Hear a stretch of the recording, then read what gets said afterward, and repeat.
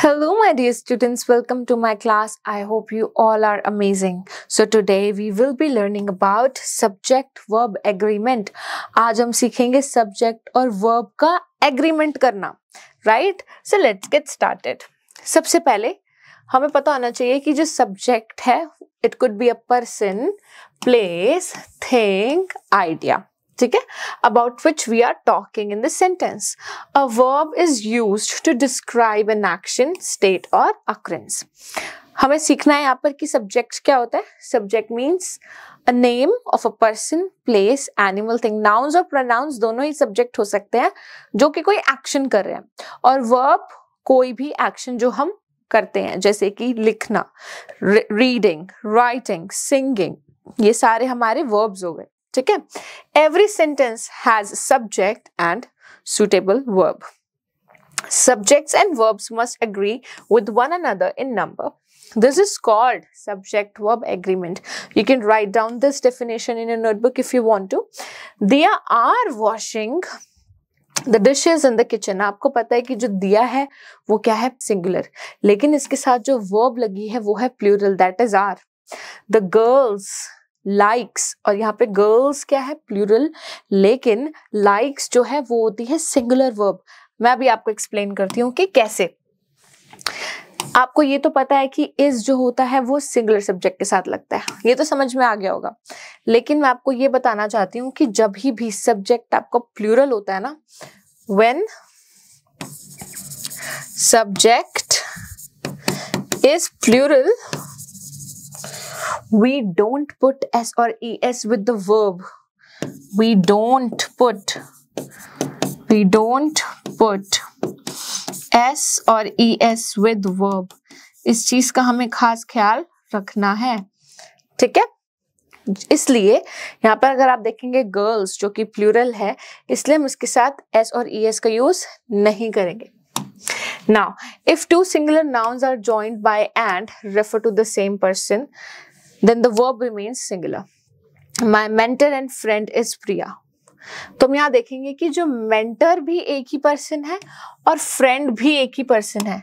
तो basically मैं यहाँ पर प्रिया की ही बात कर रही हूँ.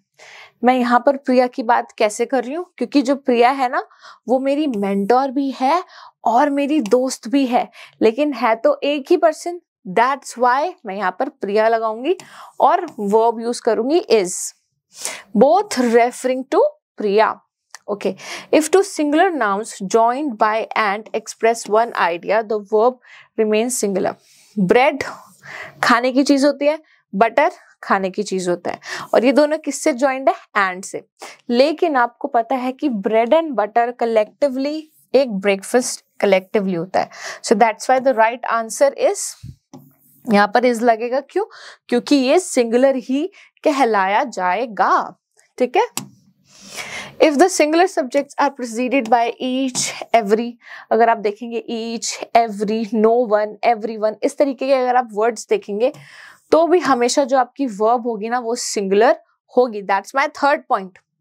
When two or more singular subjects are joined by and, उस केस में मेरी जो verb हो जाएगी वो हो जाएगी plural, क्योंकि राम एक नाउन है, सीता एक नाउन है. जब मैंने इन दोनों नाउन्स को कंबाइंड करा एंड से, तो ये मेरा ना कंपाउंड नाउन बन गया. और कंपाउंड नाउन अगर उसमें एंड होता है तो हमेशा वो प्लूरल वर्ब का यूज करेगा. ठीक है, तो आर का यूज होगा. Alright.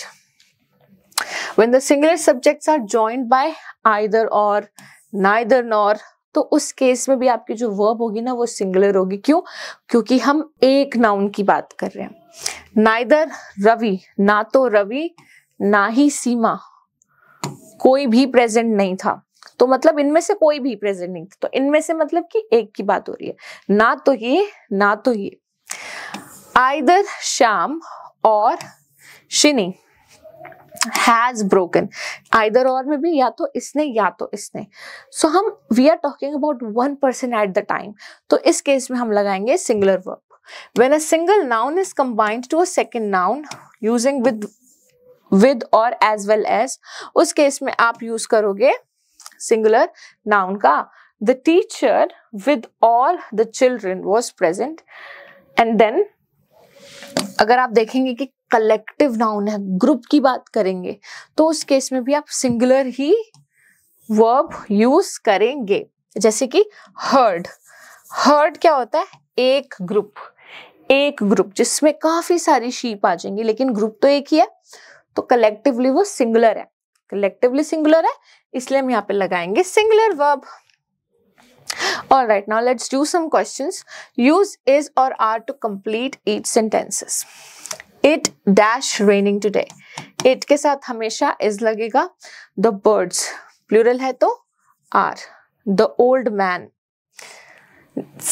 fit and strong. The old man is. We are. Mrs. Shah is. The girl is. Which word in the brackets is correct? Draw a line under it. Every girl in our class has, क्योंकि हमें पता है every लगेगा तो singular verb use होंगे, ठीक है। All the boys, all मतलब सब collectively, तो मतलब play, क्योंकि plural है और plural verb में s और es नहीं लगता।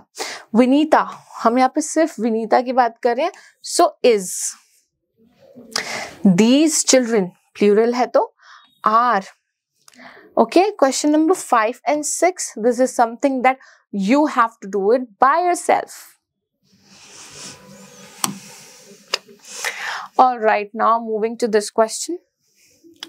Rewrite each sentence correctly.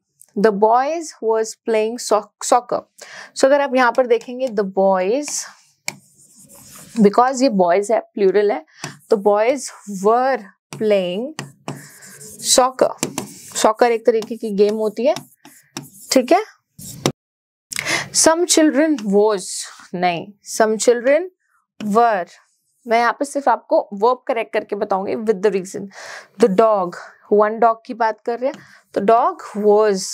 All right, question number 4 and question number 5 are something that you have to do it by yourself. All right, my dear students, I really hope that you have understood each and everything in this video. Thank you so much for watching this one, and I will be seeing you in my other videos. Till then, take care. Bye-bye.